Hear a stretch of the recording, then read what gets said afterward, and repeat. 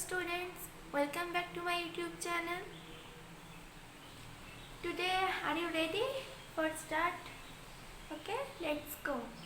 Process of recombinant DNA technology. Recombinant DNA technology involves several steps in specific sequence such as isolation of DNA, fragmentation of DNA by restriction endonucleases, isolation of desired DNA fragment, ligation of the DNA fragment into a vector, transferring the recombinant DNA into the host, culturing the host cells in a medium at large scale, and extraction of desired product. Let us examine each of these steps in some details. Isolation of the genetic material, that is DNA. So recall that nucleic acid is the genetic material of all organisms that we all know, but without exception in majority of organisms this is deoxyribonucleic acid or DNA, and this can be achieved by treating the bacterial cells or plant animal tissue with enzymes such as lysozyme, that is bacteria, cellulose, that is plant cells, chitinase, that is fungus. Okay, then the next step is culturing of DNA at specific location. That is, restriction and digestion are performed by incubating purified DNA molecules with the restriction enzyme at the optimal condition for the specific enzyme. Agrocell electrophoresis is employed to check the progression of a restriction enzyme digestion. Okay, DNA is a negatively charged molecule, hence it moves towards the positive electrode, that is anode. The process is repeated with the vector DNA also. The joining of DNA involves several processes after having cut the source DNA as well as vector DNA with a specific restriction enzyme. The cut out gene of interest from the source of DNA and the cut vector space are mixed and ligase is added. This results the preparation of recombinant DNA. Okay, then the third step, amplification of gene of interest using PCR. PCR stands for polymerase chain reaction. In this reaction, multiple copies of the gene or DNA of interest is synthesized in vitro using two sets of primers, that is small chemically synthesized oligonucleotides that complemented to the regions of DNA, and the enzyme DNA polymerase. The enzyme extends the primers using the nucleotides provides in the reaction. Okay, if the process of replication of DNA is repeated many times, the segment of DNA can be amplified to approximately billion times. Okay, that is 1 million copies are made. Such repeated amplification is achieved by the use of thermostable DNA polymerase isolated from a bacterium. Okay, that is Thermus aquaticus, which remain active during the high temperature induced denaturation of double-strand DNA. The amplified fragment, if desired, can now be used to ligate with a vector for further cloning. Here are diagram in this NCERT book that is most important. Okay, then in fourth is insertion of recombinant rDNA into the host cell or organism. There are several methods of introducing the ligate DNA into recipient cells.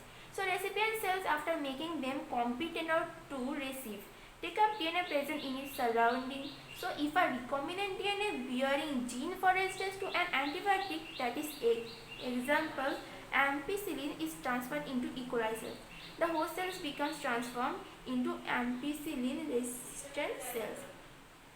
Okay, the ampicillin resistance gene in this case is called a selectable marker for PBR3 to 2.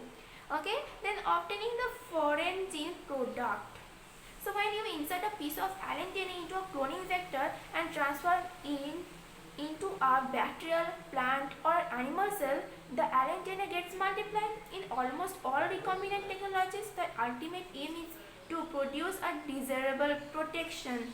The foreign DNA gets expressed under appropriate condition.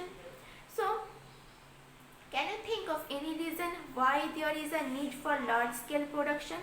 If any protein encoding gene is expressed in a heterologous host, it is called a recombinant protein.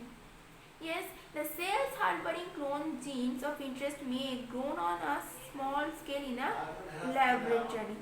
The cultures may be used for extracting the desired protein and then purifying it by using different separation techniques. Okay, the cells can also be multiplied in a continuous culture system where the used medium is drained out from one side while fresh medium is added from the other to maintain the cells in their psychologically most active log or exponential phase. That this type of culturing method produces a larger biomass leading to higher yields of desired protein. So small volume cultures cannot yet applicable, right? Quantities of products to produce in large quantities, the development of bioreactors. So we need a bioreactors where large volume 100 to 100,000 liters of culture can be processed was required.